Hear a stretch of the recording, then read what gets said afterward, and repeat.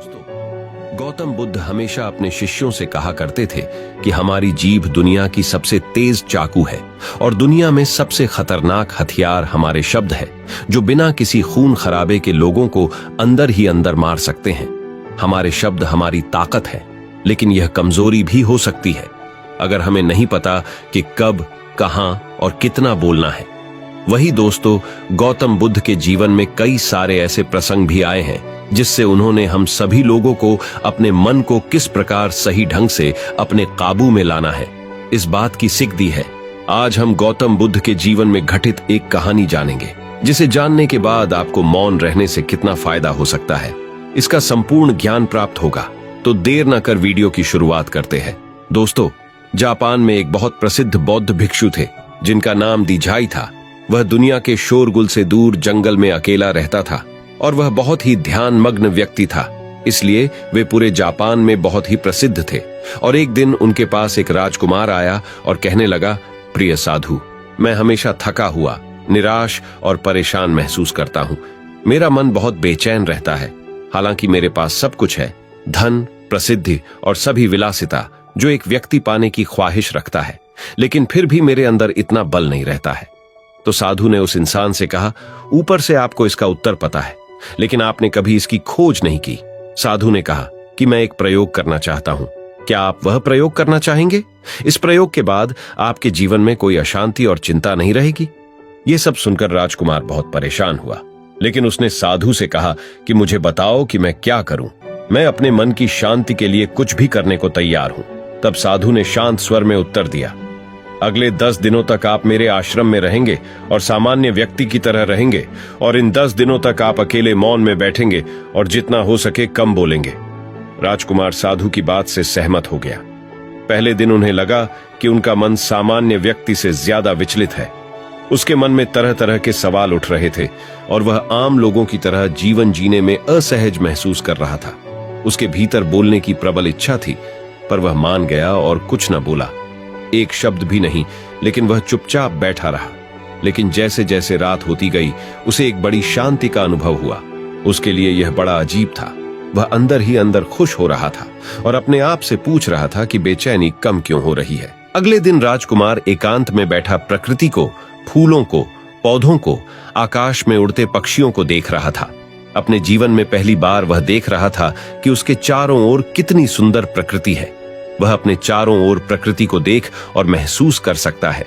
इस तरह एक हफ्ता बीत गया और उसके मन की सारी बेचैनी, सारी उथल पुथल, सब कुछ गायब हो गया। 8वें दिन की सुबह राजकुमार की आंखें अपने आप बंद होने लगीं और वह गहरे ध्यान में डूब गया। उसने आंखें बंद की, गहरे ध्यान में चला गया। कोई चिंता नहीं थी, मन में शांति थी। राजकुमार को भीतर ही भीतर गहन शांति का अनुभव होने लगा। बाकी के 2 दिन गहरे ध्यान में बिताने के बाद राजकुमार खुद को एक बौद्ध भिक्षु के सामने पेश करता है। राजकुमार ने साधु से कहा कि प्रिय साधु, मुझे उत्तर मिला कि मेरा मन इतना अशांत क्यों है। उन्होंने कहा कि मुझे पता था कि मेरा मन इतना विचलित और अशांत क्यों है। फिर उन्होंने पूछा, बताओ क्या जवाब मिला? राजकुमार ने कहा कि मैं जरूरत से ज्यादा बातें करता था और दिन भर लोगों पर अपनी ऊर्जा बर्बाद करता था और उनके बारे में अकेले ही सोचता था और ज्यादातर समय उनके बारे में नकारात्मक ही सोचता था। इस प्रकार मेरा समय नष्ट हो रहा था और अधिक बातें करने और सोचने से मेरा मन अशांत हो गया था। इस वजह से मैं कोई भी काम अच्छे से नहीं कर पाता था, जिसके कारण मैं लगभग हर काम में असफल होने लगा था और निरंतर असफलता ने मुझे और अधिक उदास और चिड़चिड़े स्वभाव का बना दिया और इसने मेरे जीवन को और नष्ट कर दिया। लेकिन ये 10 दिन बिल्कुल अलग थे। अब ऐसा लग रहा है कि अपनी जिंदगी को पूरी तरह से जी रहा हूं और इससे पहले मैं अपनी जिंदगी गलत तरीके से जी रहा था।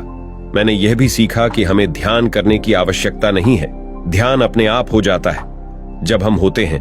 ध्यान में मैंने पहली बात यह सीखी कि किसी के जीवन में सबसे महत्वपूर्ण घटना स्वयं को जानना है। बौद्ध भिक्षु ने कहा कि आप ही नहीं, दुनिया में ज्यादातर लोग जरूरत से ज्यादा बोलते हैं। आज भी ज्यादातर लोग एक दूसरे को नीचा दिखाने के लिए ही बोलते हैं और आज भी लोग ज्यादा बातें करते हैं और अपना जीवन बर्बाद करें। साधु ने राजकुमार को मौन रहने का महत्व समझाया और कहा कि एक बार शिष्य गौतम बुद्ध से पूछते हैं कि प्रिय बुद्ध, आप अधिकांश समय मौन क्यों रहते हैं? बुद्ध ने मौन रहकर कहा, मैं गहराई में मौन रहता हूं। मौन स्वयं को जानने की पहली सीढ़ी है। यदि आप ऊबे नहीं हैं, तो स्वयं को जानना असंभव है। स्वयं को जानने की पहली सीढ़ी मौन है। जितना जरूरी हो उतना ही बोलें, और बिना बोले काम को करना संभव है।